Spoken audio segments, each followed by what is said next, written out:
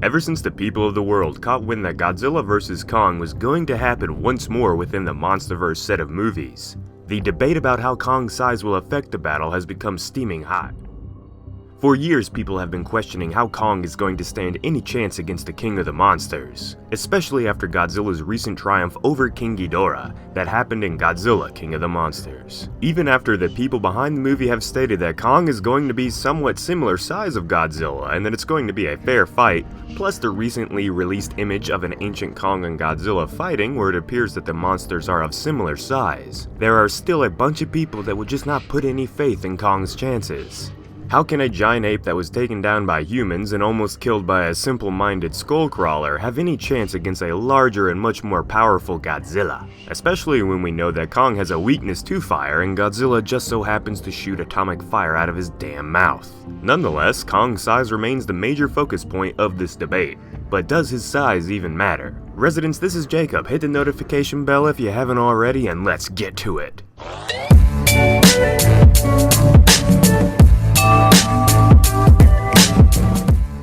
So let's do a quick recap of what each monster's size has shown us so far. In Godzilla 2014, the G-Man was around 350 feet tall, while in King of the Monsters he grew to almost 400 feet.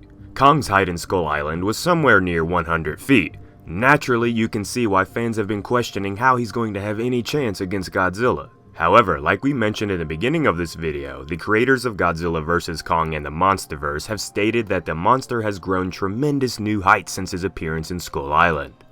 We don't know the exact height of what he will be in Godzilla vs. Kong, but if I had to guess, I'm thinking that they're going to be within 75 to 50 feet of each other, in terms of total height, just enough to make it a fair fight.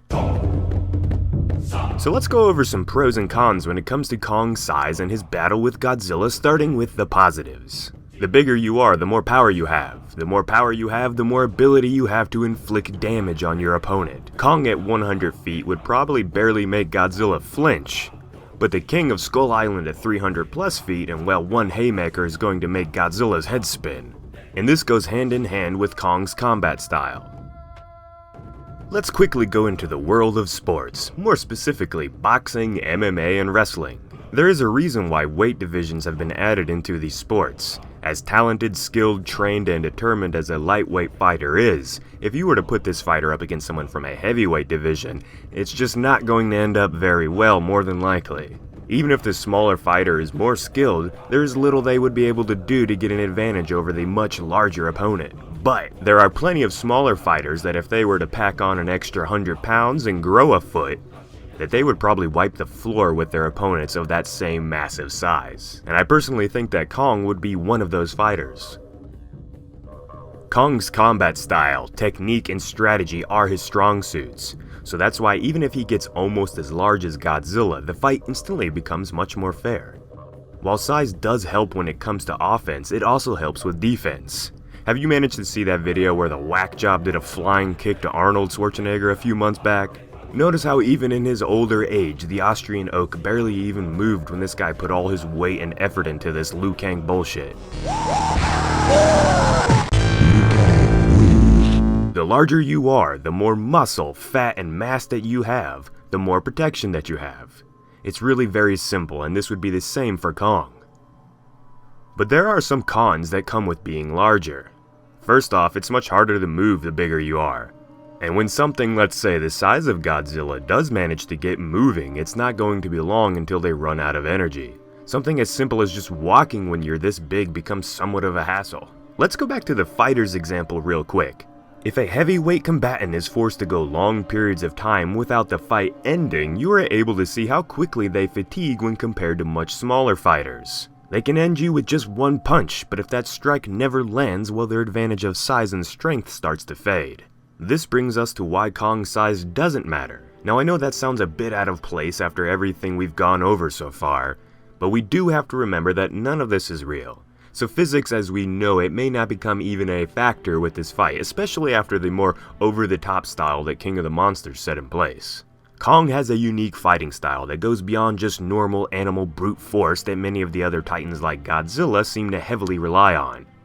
While Godzilla and most of the other titans or kaiju just charge each other, allowing their ferocity and size to take advantage of the fight, Kong's style is much more like a human warrior, planning his next moves like it's a game of chess, thinking one step ahead in order to get the advantage. On top of that, Kong's smaller size than Godzilla will allow him to combat Godzilla's sheer force with speed and agility. You may be asking, what can speed and agility do when Godzilla fires his atomic blast directly at Kong? Well, we already seen how easily the blast can be avoided with Ghidorah. So we do know that it's possible to dodge this attack. So here are my final thoughts in hopes that it settles some of this debate for you guys. Kong's going to be much larger in Godzilla vs. Kong than he was in Skull Island. So to all of you that are still saying that he's only 100 feet, how's he gonna have any chance? Just stop. If Godzilla manages to grab a hold of Kong, it's not a good thing, but Kong is still going to be able to strategize how he's going to be able to get out of it. Kong's similar size of Godzilla will allow him to take punches, tail whips, and other brute force attacks without being hurt too badly. And with that, his own strikes will do much more damage to Godzilla. Regarding Kong's weakness to fire and Godzilla's atomic blast, well, it has to hit Kong to do the damage. Godzilla's blast is easy to predict as he has to charge it up pretty much every time before releasing it, and the blast doesn't move quick enough to be able to strike Kong unless he's completely unaware of it coming. Kong's technique, speed, agility, the ability to use weapons, and being able to strategize his attacks are why his size does and does not matter, at least if he manages to grow to a size somewhat in the same ballpark as Godzilla. So after all that's been said, what do you guys think about Kong's chances against Godzilla? Do you believe it's going to be a fair fight now, or are you still one of those people who just thinks Kong versus Godzilla is dumb and that Godzilla is going to wipe the floor with the big ape? I love both Godzilla and Kong, so I'm kind of neutral about all this, but I do think that Kong has much more of a chance than a lot of people are allowing themselves to believe. At the end of the day though, we can keep speculating all we want, but we're not gonna know until March of next year if the movie still manages to come out during that time. Residents, I thank you all so much for watching today's video, and I hope that we did good enough to hopefully keep you guys around, so feel free to subscribe and hit the notification bell. If you feel like getting more involved with us, feel free to go check out our social media pages like Twitter, where you have a chance of talking with us one-on-one. You don't have to, but hey, the option's there. So as always, residents, this has been Jacob, and peace out.